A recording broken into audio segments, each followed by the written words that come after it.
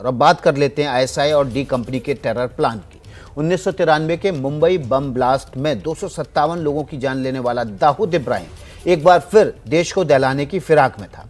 उसके लिए इस ऑपरेशन नवरात्र प्लान उसने बनाया था, यानी नवरात्रि में देश को दहलाने की साजिश थी। ये खुलासा हुआ है दिल्ली, यूपी और कोटा से गिरफ्तार आतंकियों से। पूछताछ में ये बात सामने आई है, दाऊद ने पूरे ऑपरेशन की कमान उसी अनीस इब्राहिम को दी थी जिसने 1993 के धमाकों को अंजाम तक पहुंचाया था। इसके लिए आतंक के मोहरों को उसी सेंटर में ट्रेनिंग दी गई जहां अजमल आमिर कसाब तैयार किया गया था, यानी कि पाकिस्तान के ठट्टा में। ये 3 तस्वीरें आपके सामने हैं। दाऊद का टेरर प्लान 1993 में जब उसने किया और ठीक उसी तर्ज पर नवरात्रि में वो पूरे देश को बम धमाकों से दहलाने की प्लान कर रहा था। इसमें 6 मोहरे उसके गिरफ्तार हो चुके हैं।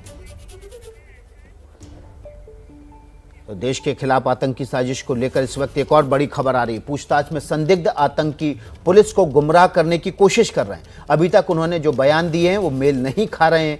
सभी संदिग्ध आतंकियों से अलग अलग पूछताछ की गई है। अब सबको आमने सामने बिठाकर पूछताछ होगी। इस वक्त की बड़ी खबर है, जो जांच एजेंसियां हैं उनको गुमराह करने की संदिग्ध आतंकी कोशिश कर रहे हैं। जो बयान वो दे रहे हैं वो ज़मीनी हकीकत से कई जगह मेल नहीं खा रहे हैं और इसलिए इन आतंकियों को आमने सामने बिठाकर पूछताछ की जाएगी। हमारे साथ इस बड़ी खबर पर ग्राउंड जीरो से ओम प्रकाश तिवारी जुड़ गए हैं, जो सबसे पहले इस खबर को दर्शकों के सामने लाए थे और लगातार बड़े बड़े खुलासे कर रहे हैं। ओम प्रकाश, ये लगातार भटकाने की कोशिश की जा रही है आतंकियों की तरफ से जांच एजेंसियों को।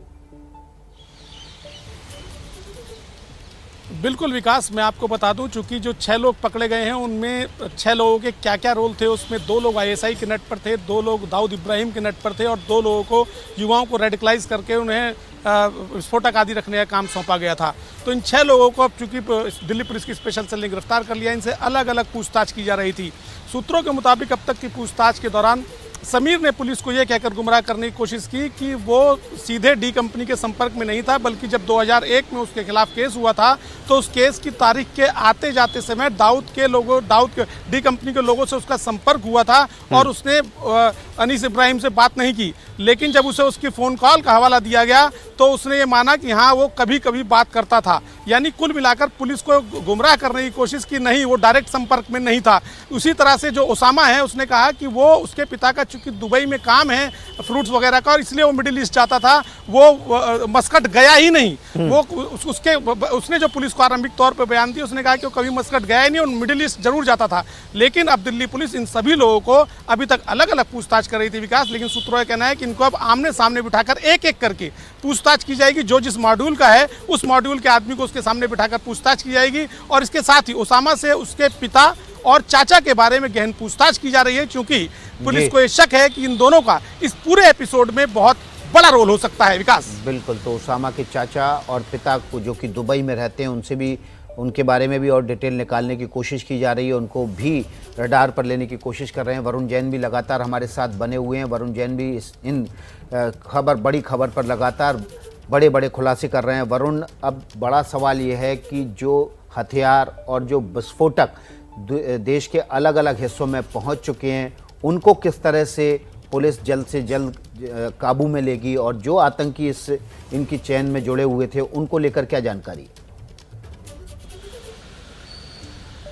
देखिए, बिल्कुल कहीं ना कहीं सेल के अधिकारियों को ये पता है कि एक बड़ा नेटवर्क था, क्योंकि ये जितने भी आतंकी पकड़े गए हैं, संदिग्ध आतंकी हिंदुस्तान से थे और इनका एक बड़ा लोकल नेटवर्क है। यही वजह है कि पुलिस अब छापेमारी कर इनके नेटवर्क की तलाश कर रही है।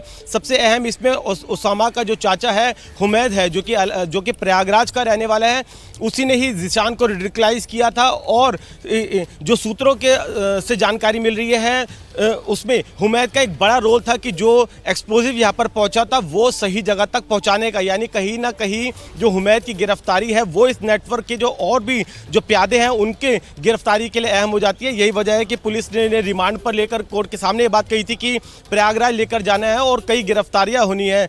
साथ ही जैसा कि हमारे सहयोगी ने बताया, बेहद कॉन्ट्राडिक्टरी स्टेटमेंट है। यही वजह है कि पुलिस इनको आमने सामने बैठाकर पूछ रही है और इस आमने सामने की पूछताछ में ही जब उसामा के सामने ये बात रखी गई, उसके व्हाट्सएप चैट रखे गए कि वो दुबई दुबई में अपने पिता के साथ व्हाट्सएप चैट पर बातें कर रहा है और जो उसका हुमैद के साथ संपर्क में था, और ये बात भी उस चैट के जरिए सामने आई कि हुमैद ने ही ज़ीशान को रेडिकलाइज किया था। तो कहीं ना कहीं वो इन आतंकी घटनाओं में अपनी इन्वॉल्वमेंट को नकार नहीं पाया। तो आमने सामने बैठाकर पूछताछ की जा रही है जिससे उस कॉन्ट्राडिक्शन के जरिए जो क्लूज है वो मिल सके, और साथ ही हुमैद और जो दूसरा नेटवर्क है उनकी तलाश अब बहुत तेजी से स्पेशल सेल कर रही है, जिससे कि जो एक्सप्लोजिव लगातार जांच एजेंसियों की कोशिश है कि इस नेटवर्क को जल्दी से जल्दी इसके बाकी हिस्सों को और आतंकियों को पकड़ा जाए।